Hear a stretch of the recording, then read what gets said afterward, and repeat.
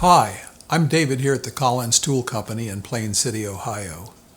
Here we make tools for finish carpenters and woodworkers, and our motto is tighter joints and quicker production. One of our greatest tools is called Edge Pocket for mitered casings, and in this video I want to show how and why it's superior to other methods. Edge pocket joints will not crack over time, and this is how we make sure of it. To begin with, we do not perfectly divide angles. All cuts are made less acute by shimming the miter fence. This speeds up production by avoiding all those micro adjustments of the saw every time you change the angle. We purposely make these cuts to produce joints that are out of square. Using the Edge Pocket hole guide, we drill close to the tip and square to the cut on head and bottom casings only. For fast pre-assembly, we place leg casings against the baseboard tilted onto a sawhorse. The head lays on one leg as the other is flushed to the head with a swivel vise clamp. The joint is screwed together and the inside of the joint is temporarily kept tight with a stretch clamp. The parts are typically glued in this process. The second joint is fastened the same way. It would then be installed in the opening. In this process, the joints are compressed as the parts are pried against the screws parallel to the jambs. When the wood swells or shrinks, the joints will stay tight.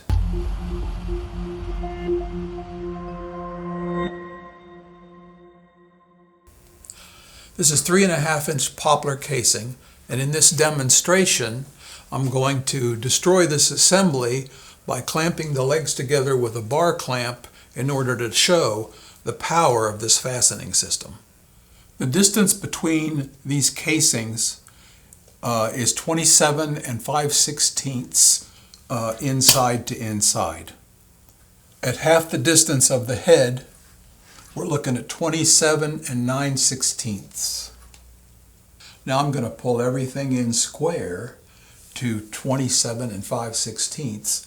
And let's see if anything happens at the joints. Now I'm going to pull it down to 27 5/16, just like up here at the top. We'll check the bottom and see how that is. And then we'll check the joints and make sure nothing broke.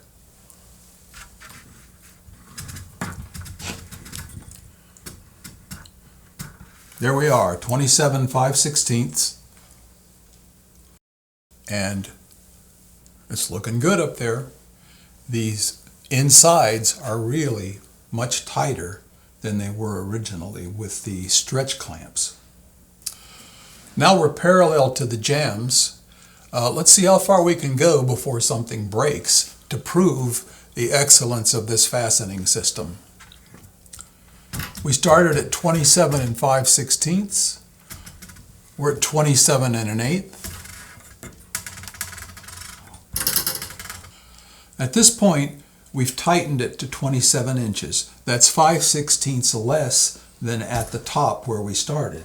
However, look at the bottom. We're down to 25.5 inches. Nothing has cracked. All right, let's keep going.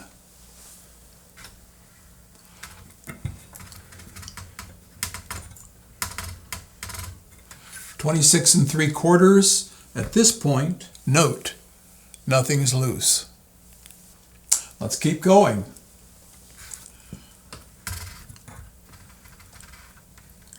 (26 5/8), 24 3/8.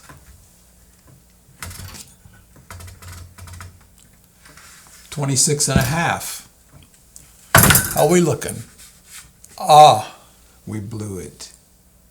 26.5, which is 13/16 more than what we measured at the very beginning of this demonstration.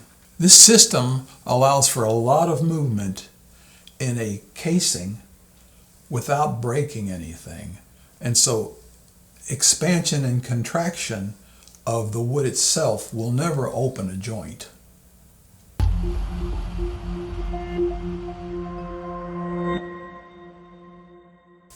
So Let's break another one.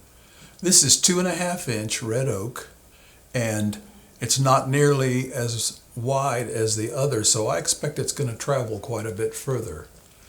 The truth is, most of the bend is in the miter itself.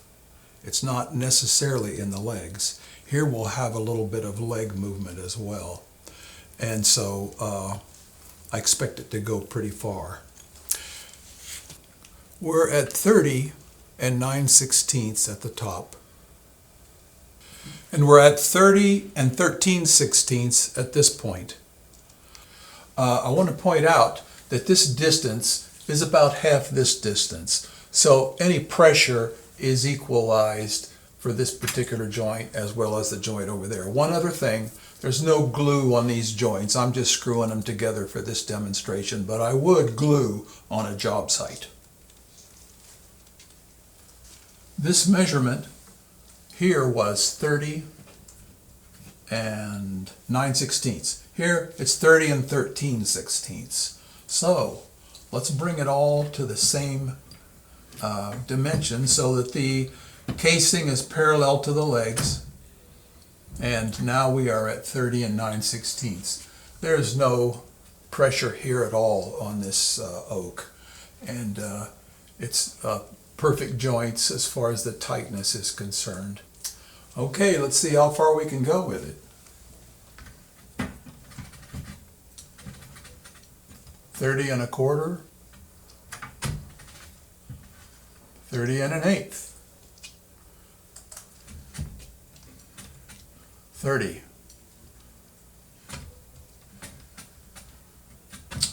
29 and 7/8. Let's keep on going.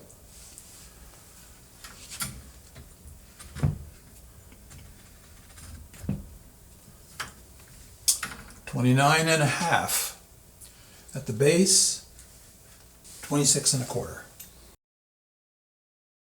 So we've gone from 30 and 9/16 down to 29 and a half.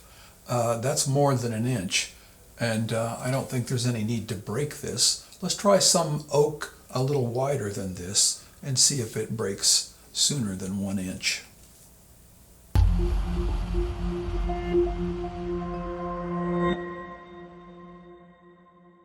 All right, we've had a couple of convincing demonstrations. Let's do one more. This is red oak, 3 inches, and I imagine that it will break when we move, maybe at this point 3/4 of an inch. So let's find out. We are at 32 and looks like almost 5/8. Now let's mount it down here. We are at 32 and 13th, let me look at that. It's almost 33, 16th under 30.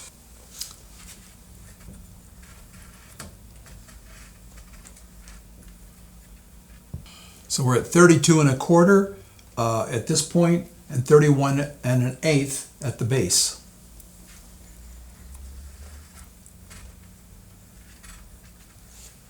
.32 and an eighth. Let's check the joints. Beautiful.